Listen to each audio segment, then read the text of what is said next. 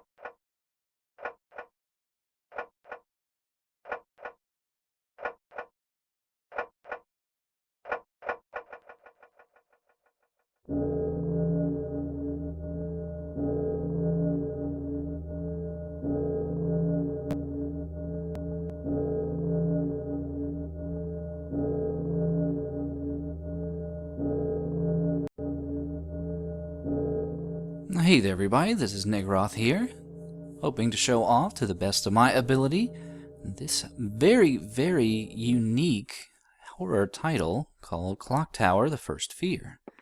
Now, as you can probably surmise from the title, this is the first entry in the Clock Tower series, a somewhat infamous horror franchise. It's had its ups and downs, but, well, the best place to start is right at the beginning. So, without further ado, let's go ahead and start a new game.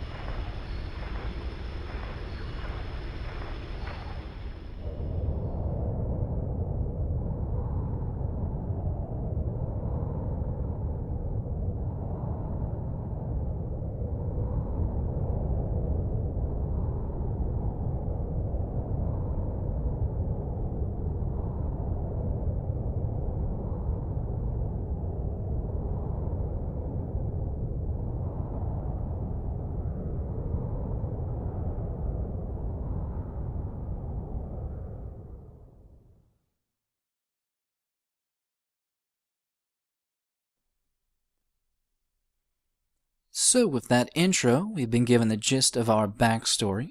We're a trio of freshly adopted orphans who are going to be spending our first night in our very new, very large, albeit very secluded new home, under the care of a mysterious benefactor.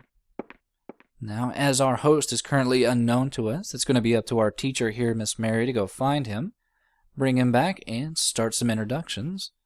And as we don't want to be rude to Miss Mary or our host, we're going to be nice and just stay here in the foyer till she gets back. And as Miss Mary leaves, we finally get control of the game and find out that we are playing a point-and-click adventure. Now, while point-and-click adventure games aren't that unique, it is good to realize that this game was originally released on the Super Nintendo, and as such, you can probably imagine that the point-and-click adventure market was not very large on the home consoles. Thankfully, the interface is a pretty simple one. We just click where we want our character Jennifer to go, and she goes there. But as we have some time to waste, let's talk to our fellow orphans for now. This tomboyish character down here is Lot, which I have been told is apparently short for Charlotte, though I've never heard this myself, but we'll go with it.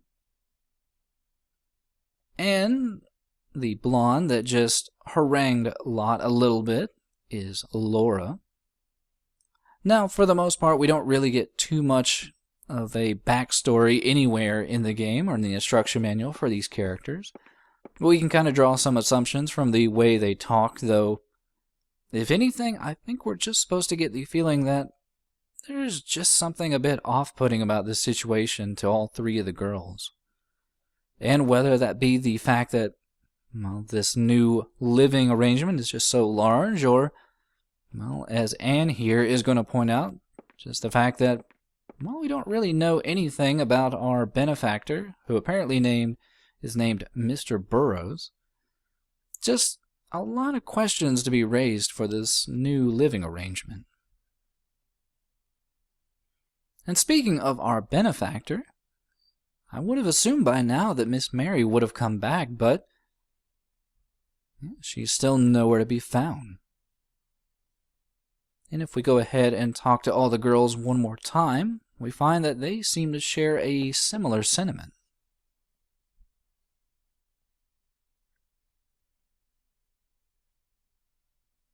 Also, though it may not be immediately apparent, this is necessary to continue progression in the game. Sometimes, being an adventure game, it does leave things a little bit up in the air and a little bit obtuse as to how you're supposed to progress, but, well, after we talked a lot here, we finally do get an impression that we are finally going to be able to continue on. As Lot does offer up the option that she could look around, but, we are the main characters, so, well, I think it's time to finally start exploring the mansion.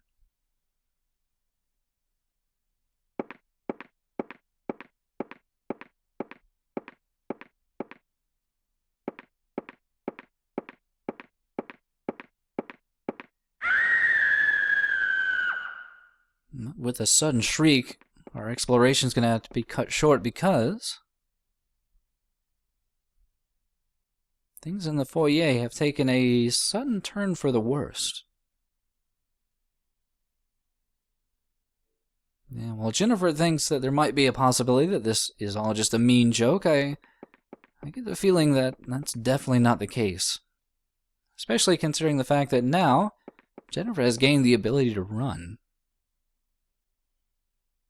Now, while running may seem like a very useful thing to do, it does have a few drawbacks here and there. But it does give us a chance to explore the room a little bit more and find, well, namely the fact that the front door we just came through has mysteriously become locked. Also, the darkness in the room is a little off-putting, so we can easily fix that at least.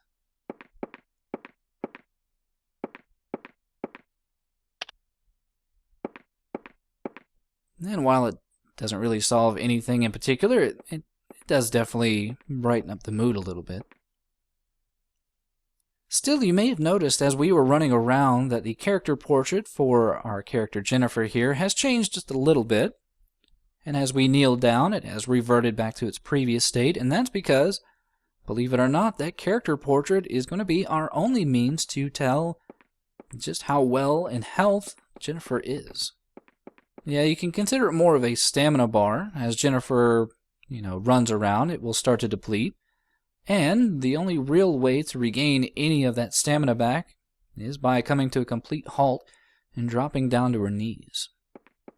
Now, it will be very, very important over the course of the game to manage the stamina well, but I will be trying my best to run when possible, because, well, as you can imagine, we have quite a bit of ground to cover to find our missing friends. But now we can fully start exploring. And as you might have noticed as we were talking, well, our cursor will change, and that is to indicate things that we might be able to investigate or just get some more information about. Now, sometimes it's just background flavor text, but it is good to keep an eye out for when that cursor changes because, well, it can sometimes indicate places you can go. Such as this shadowy doorway here.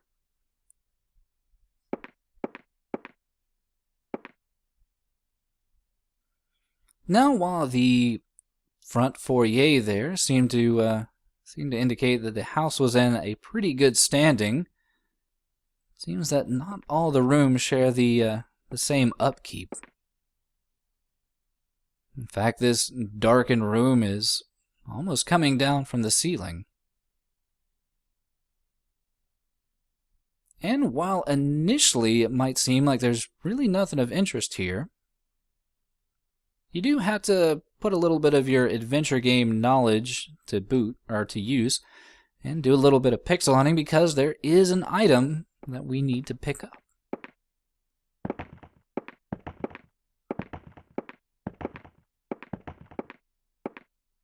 Yeah, hidden amongst this pile of rubble here, we are able to find a single useful sharp stone. And that is going to be our first inventory item of the game, which we can access by highlighting the lower area of the screen here. And while it may seem like just a simple rock, who knows? Maybe we could use it as a makeshift weapon if need be the case.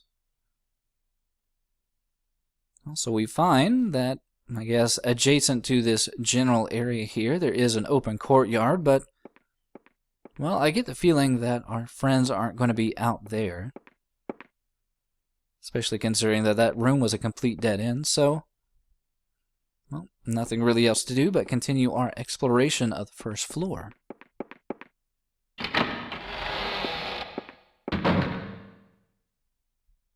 Now, for right now, it seems like the safest bet is to just go door to door and see what we can find.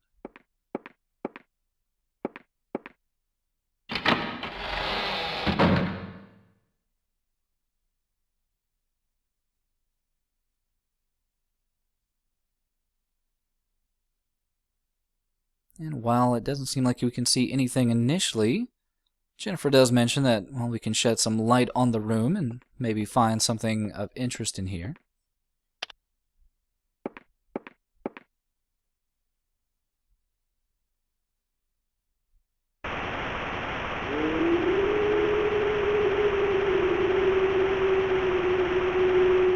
And, well,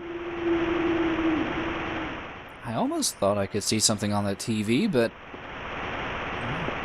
I guess it's just a broken television. Still, that static can get on one's nerves if, you just leave it running, so. But yeah, nothing too much to this room, just some really, really creepy ambience. But you do want to make sure you cover everything you possibly can because, well, you might have noticed this box here. And there is a good chance there might be something waiting for us. Or it could just be a red herring. Yeah, I will say that not every room in this game has a purpose. Sometimes it is just to support the fact that this is it's a house, so houses have a lot of rooms. And, well, sometimes rooms are just meant for sitting, or gazing, or, watching some TV.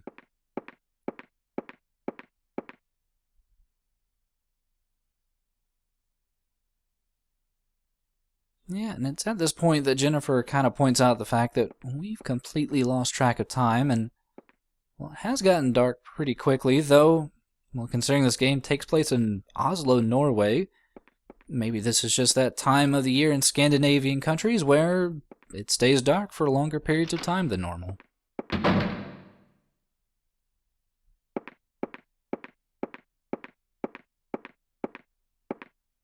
But in this adjoining bedroom, it seems that we found a lot more stuff that we can interact with. Let's see, what do we want to check out first? Well, it does strike me at this point that we've made some reasonable progress in the game, and I think it's probably a good time to save. As with most adventure games, especially ones where the possibility of death is present, you usually want to save as often as you possibly can. And for the most part in the future, we won't be seeing that save screen, but let's see. I think what's really drawing my attention is this. I think this is supposed to be a parrot or a bird in a cage.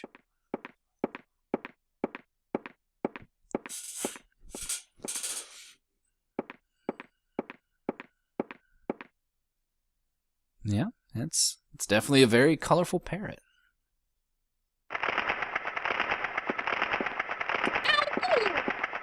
And it seems friendly and lively enough.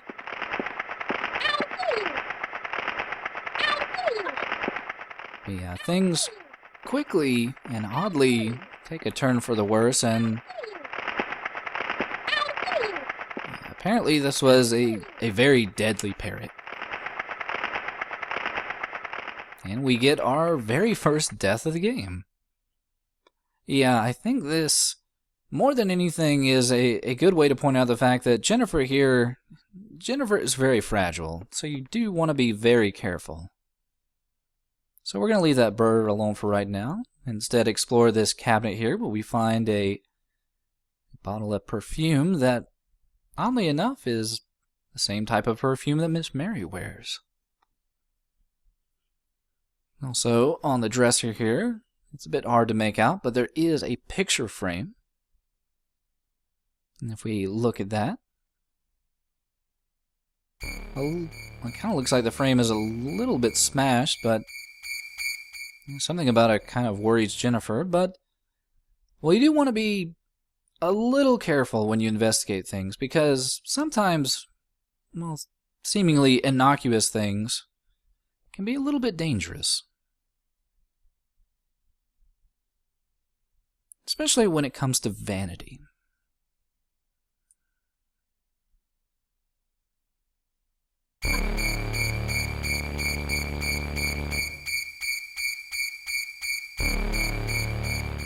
Yeah, sometimes the game can be very, very unforgiving. That hand reaching out of the mirror there will kill you depending on how much stamina you have, and, well, as you can imagine, it'll stay there for quite some time. Now, I do know that if you investigate this mirror enough, it will end up smashing, though, well, as far as I know, that really doesn't have any further effect on the game. And while initially this seems to be just another dead end, before we leave the room, there is one more thing we need to do before we leave, and that is to deal with this whole parrot situation. Now, it may not seem like the best idea to let loose the parrot again, but we are going to need to do that to deal with him.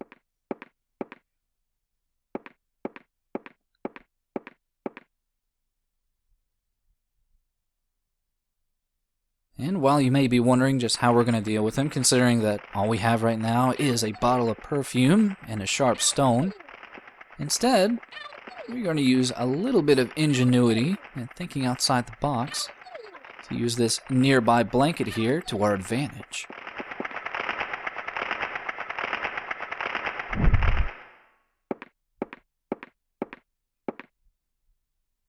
So that takes care of our parrot problem very nicely, but yeah, it may not seem immediately evident why we wanted to do that, but trust me, we really wanted to do that.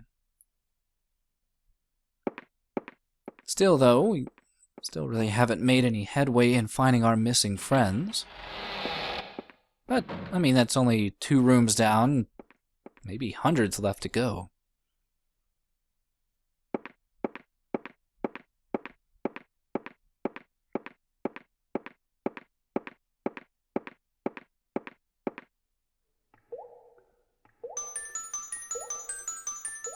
That's strange. It almost sounds like dripping water. Well, considering that music cue happened, it must be coming from in here.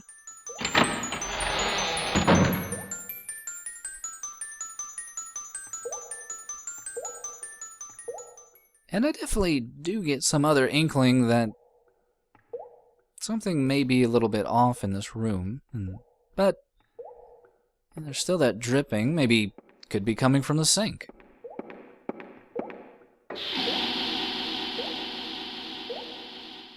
Nope, that seems to be in working order. Still, it's pretty steamy in here. I guess it could possibly be someone left the water running in the shower, I guess.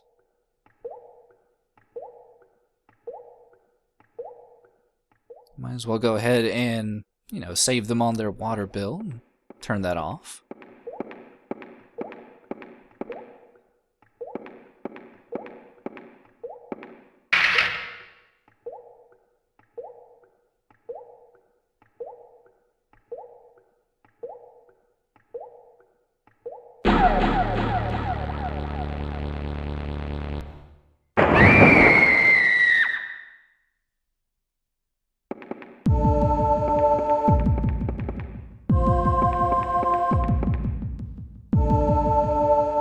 So now it's time for the main meat of the game, and that is what we are going to refer to as panic mode. Now in panic mode, we are going to be chased pretty much endlessly by our small scissor-wielding enemy here, known as Scissor Man. And while we're in this state, we are in perpetual run mode, and we are locked out from, investigating pretty much or doing pretty much anything. For right now, all we really want to do and need to do is hide as quickly as possible. And that's why this handy-dandy bed here is a good means to do so.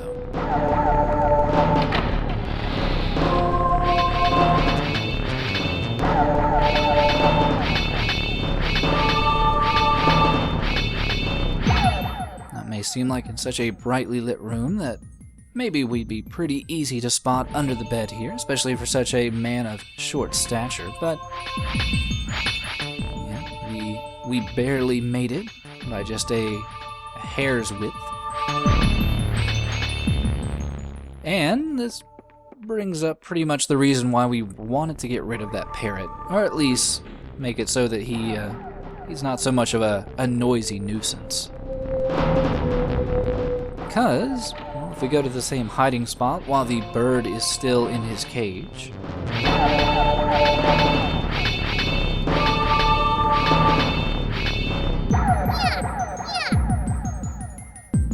he will end up being a nasty little pet and giving away our location to the Scissor Man here, which pretty much takes away a prime hiding spot for us and, well, leads to our imminent demise.